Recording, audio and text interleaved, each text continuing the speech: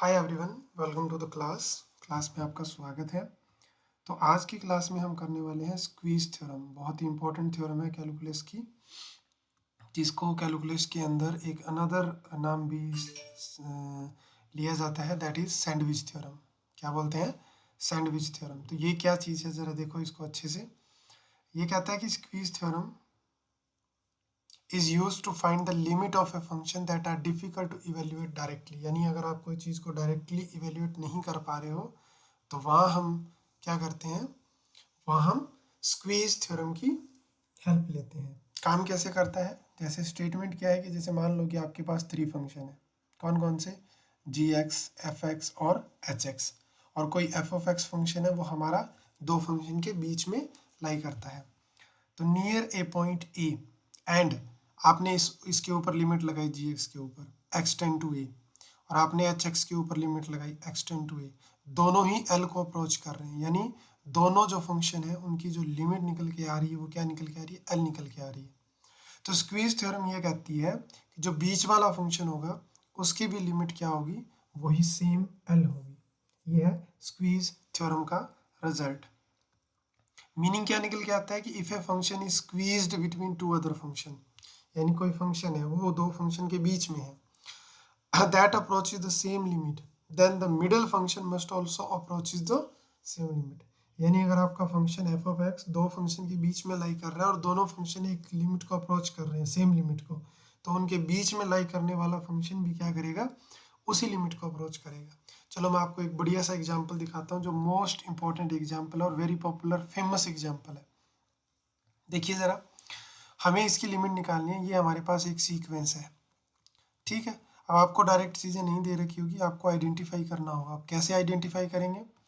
जैसे हमें पता है कि ये ट्रिग्नोमेट्री भी है और एक अलजेब्रा फंक्शन भी है। हम जानते हैं, क्या जानते हैं, कि जो साइन एक्स होता है वो -1 से और 1 के बीच में फॉल करता है। अब एंगल चाहे यहाँ पे 2x ले लें चाहे फ्रैक्शन में ले लें, डजेंट मैटर।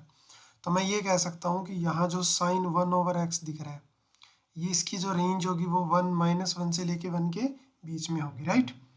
अब हम एक काम कर सकते हैं, जैसे अपना पूरा फंक्शन जो है वो x मल्टीप्लाई में है, तो आप एक काम करो, आप इसको x से क्या करो? मल्टीप्लाई कर दो। तो जब हम x से मल्टीप्लाई करेंगे तो हमें कुछ इस तरह से मिल जाएगा, ये x आ गया, राइट। अब हमें क्या करना है? अब हमें चेक करना है x टेंड टू 0 के ऊपर।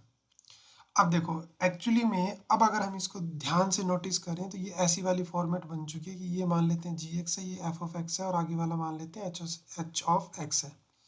तो अगर आप फर्स्ट और लास्ट की लिमिट निकाल पा रहे हो और बोथ अगर सेम लिमिट को टेंड कर रहे हैं, तो आप इजीली कह सकते हो कि बीच वाला जो होगा वो भी उसी लिमिट को क्या करेगा? टेंड करेगा। तो चलिए देखिए मैं अब इसको कैसे करूँगा। यहाँ जो gx मेरे को दे रखा है वो कितना है? माइनस का x है।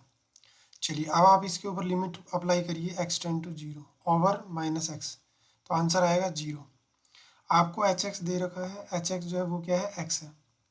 आप इसके ऊपर लिमिट लगाइए x tend to 0 over x, तो आंसर आया 0।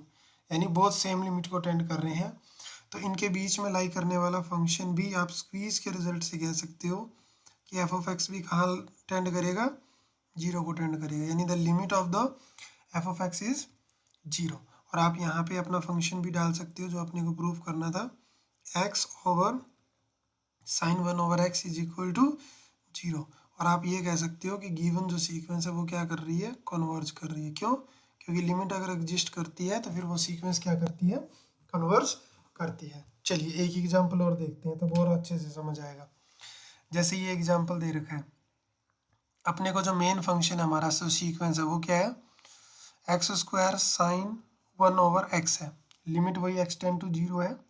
हम यहाँ से ये देख सकते हैं कि जो साइन 1/x होगा वो -1 से 1 के बीच में लाई करेगा, राइट। अब यहाँ पे साइन 1/x नहीं है, इसके साथ x² भी है, तो आप दोनों तरफ क्या करो? x² से मल्टीप्लाई कर दो, ऐसे करके, राइट। अब फिर से वही फॉर्मेट बन रहा है, कौन सा?